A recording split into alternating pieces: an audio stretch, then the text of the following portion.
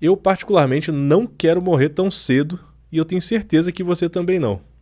Mas a gente precisa pensar no momento tão temido, tão adiado na hora de planejar nossos investimentos.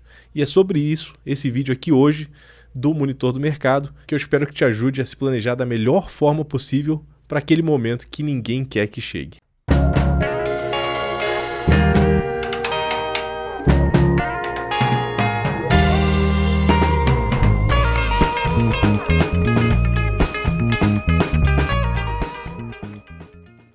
Oi, tudo bem? Eu sou o Marcos Vasconcelos, CEO do Monitor do Mercado, e esse é o nosso podcast Ligando os Pontos. É o podcast que vai ao ar todas as quintas-feiras no YouTube do Monitor do Mercado e na home do Portal Terra, que é nosso parceiro. Se você não está inscrito no canal, pode se inscrever agora, dá tempo, deixa aqui o seu like, se inscreve no canal para acompanhar os próximos vídeos, porque toda semana a gente traz conteúdo novo, conteúdo quente, conteúdo interessante para ajudar você a tomar as melhores decisões com seus investimentos. Bom, como eu disse no começo do vídeo, eu não pretendo morrer tão cedo. Eu faço check-up, eu vou ao médico com regularidade, eu me preocupo com o que eu como, com o que eu bebo, o que eu faço, mas isso não vai mudar o fato de que um dia eu vou morrer. E eu preciso colocar isso nos meus investimentos, no meu planejamento financeiro. E eu coloco, eu tenho 2 filhos, particularmente, eu me preocupo bastante com o que vai acontecer com eles quando eu sair desse plano. E por isso é essencial que eu esteja conectando essa preocupação minha no meu planejamento mensal ali de investimentos, nos meus aportes mensais, porque parte deles precisa ser feita pensando no futuro que eu não esteja mais aqui. Ou melhor ainda, no futuro quando chegar a idade que eu vou botar o pé no freio em relação ao trabalho. Não por preguiça, mas por necessidade, Chega um momento que você vai trabalhar menos, vai produzir menos e, consequentemente, deve ganhar menos dinheiro. Então, no meu plano, que eu revisito a cada semestre, meu plano de investimentos total, eu sempre penso o que eu vou fazer na minha previdência. E a previdência, quando a gente fala, a gente pensa em INSS, que o INSS vai vir socorrer quando a gente pisar no freio. E tem o jargão já no mercado financeiro que fala que INSS isso não será o suficiente. Mas realmente a gente contar com o INSS num socorro, numa necessidade ou num futuro não é uma coisa tão simples. Porque a conta do INSS não tem fechado e não tem reforma que mude isso. Uma reportagem até do jornal O Globo, publicada na última semana, que fala que até 2070 o Brasil vai ter um contribuinte para cada beneficiário do INSS. Hoje a gente tem um beneficiário para cada 4 contribuintes. Perfeito? Tem 4 pessoas trabalhando, produzindo e contribuindo para o INSS e uma pessoa usufruindo do INSS. Até 2070 vai ser 1 para 1. Não tem previdência pública que suporte isso superavitariamente. O INSS passa a ser um gasto e dificilmente vai ter alguma reforma que vai melhorar o quanto ele paga, certo? Já que a conta de quantos aportes vão ter no INSS vai diminuindo em relação ao número de usuários, certeza que as próximas reformas, como sempre é uma reforma da Previdência, vão ser mais duras com os beneficiários. Por isso a gente precisa pensar nos outros canais, quais outras corridas que a gente pode fazer para pensar na aposentadoria e para pensar no que a gente vai deixar de herança, se é que a gente vai deixar alguma herança. Pode parecer óbvio que a gente precisa pensar nisso, mas não é exagero dizer que pouquíssimas pessoas fazem essa conta. Saiu uma pesquisa chamada Raio-X do Investidor Brasileiro, que é feita todo ano pela Ambima, que é a Associação Brasileira das Entidades dos Mercados Financeiro e de Capitais, e pelo Datafolha. E na última edição dessa pesquisa, mostrou que só 2 a cada 10 pessoas não aposentadas fazem reserva pensando na aposentadoria. 20%, gente, faz reserva pensando na aposentadoria. Isso é muito pouco. Isso é muito pouco, pensando que o INSS não vai atender todo mundo, certo? Essa mesma pesquisa mostrou que 7 a cada 10 dessas pessoas querem se aposentar entre os 50 e os 69 anos. E 14% dessas pessoas, que ainda não estão aposentadas, não sabem dizer qual vai ser a fonte de renda delas quando elas se aposentarem. Eu espero que você não seja uma dessas pessoas, mas muito provavelmente você é, Então, se você está preocupado com isso, eu queria chamar um pouco de atenção nesse vídeo para falar sobre o mundo da previdência privada, porque teve muita mudança na previdência privada nos últimos anos. Antigamente eram cobradas muitas taxas da previdência privada, né, dos fundos de previdência privada, e eles eram muito amarrados, tinha muita regra de onde você podia investir e onde você não podia investir. Então eram fundos muito paradões, digamos assim, e que cobravam taxas que acabavam sendo muito altas para o que eles entregavam.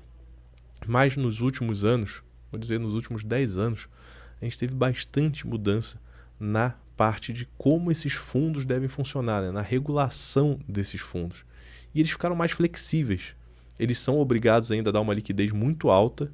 Então, né, no momento de um incidente, por exemplo, se a pessoa morrer, os beneficiários têm que poder sacar esse dinheiro imediatamente. Então, a Previdência ela continua sendo um instrumento de alta liquidez, mas hoje ela pode investir em ativos muito diversificados. Você consegue fazer uma carteira bem diversa usando fundos de previdência. E eles têm alguns benefícios que podem te ajudar a se planejar da melhor forma. Essas mudanças na regra dos planos de previdência começaram em 2015 e foram ainda mais fortes em 2019, dando muito mais liberdade para os gestores que estão tomando conta desses fundos de previdência. E com isso a gente teve um aumento exponencial do número de fundos de previdência disponíveis. Tem um levantamento feito pela consultoria Elusaita para a gente, do Monitor do Mercado, que mostra que de 2020 para cá, o número mais do que dobrou. A gente tinha 2.083 fundos de previdência funcionando no Brasil em dezembro de 2020 e hoje a gente tem 4.262 fundos de previdência disponíveis. É muita coisa. A gente aumentou o número de gestoras de fundos no Brasil, obviamente, mas o número de fundos de previdência aumentou exponencialmente, obviamente porque os gestores estão de olho nessa liberdade maior. Eles podem fazer mais com os fundos de previdência e assim oferecer produtos diferentes para os clientes, para você equilibrar um portfólio do que você quer usar na aposentadoria, do que você quer usar para deixar para os seus herdeiros, conseguir diversificar e fazer produtos e planos diferentes para objetivos diferentes que você tem na sua vida. E como os fundos estão menos amarrados, hoje os fundos multimercado, os fundos de previdência multimercado, são responsáveis por 65% do total de fundos disponíveis. Multimercado é aquele fundo que pode investir em vários tipos de ativo, tá? Renda fixa, renda variável. Até o Bruno Merola, que é um analista da Empíricos, num evento recente que a gente estava junto, ele falou que com os novos produtos que surgiram, é possível fazer um portfólio completo só com fundo de previdência, composto por ações, por investimentos de renda fixa, até criptomoeda e investimento no exterior já se está colocando em fundos de previdência. E por quê, né? Por que esses fundos são mais interessantes? Tem a questão da tributação, a questão do fundo de previdência não pagar ITCMD, que é o imposto de herança, em alguns casos. Existem casos que isso está sendo debatido na justiça? Existe.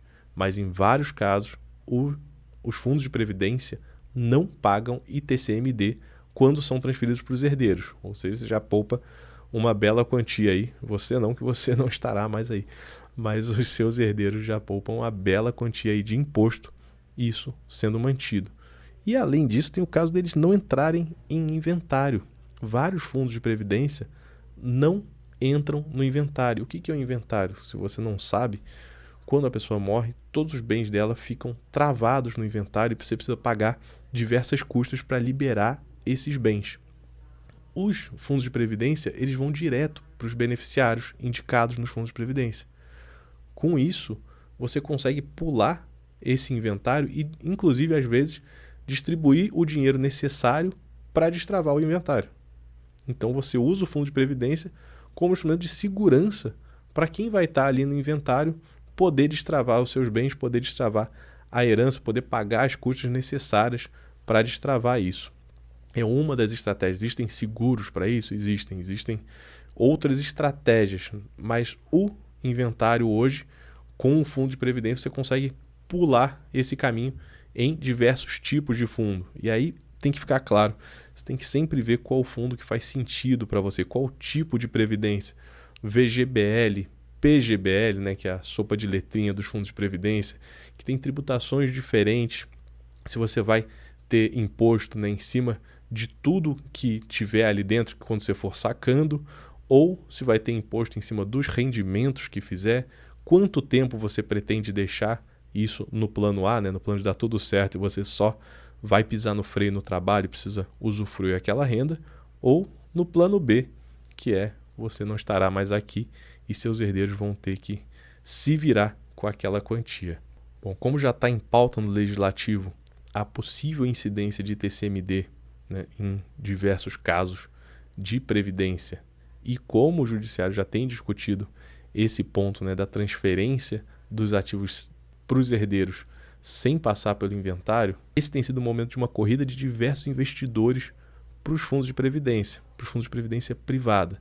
Até porque teve a recente taxação dos fundos exclusivos, que tiraram muita gente dos fundos exclusivos, e uma das estratégias tem sido transferir essas quantias ou parte dessas quantias para os fundos de previdência privado. Então, enquanto ainda tem discussão no legislativo, enquanto ainda tem discussão no judiciário, esse tem sido o momento da corrida. E como tem hoje, né, essa gama grande de fundos de previdência privada, talvez seja o momento de você olhar na sua carteira de investimentos o que faz sentido para você antes que tenha uma decisão diferente, uma mudança de entendimento, e aí esses fundos vão ficar mais travados novamente. Tem sido um bom momento e eu tenho visto muitos investidores correrem para os fundos de previdência privada. Bom, gente, isso não é uma recomendação, né? Eu não faço recomendação nesses vídeos, mas eu estou constatando esse movimento e vim trazer os porquês desse movimento.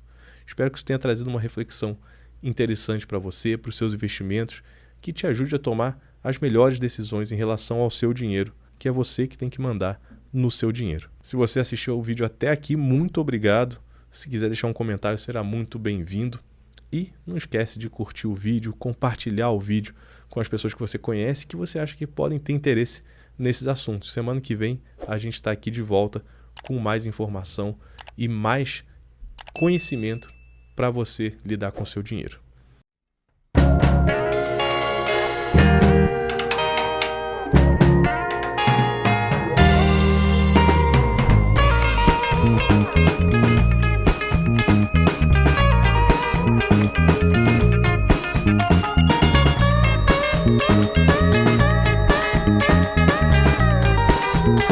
Thank you.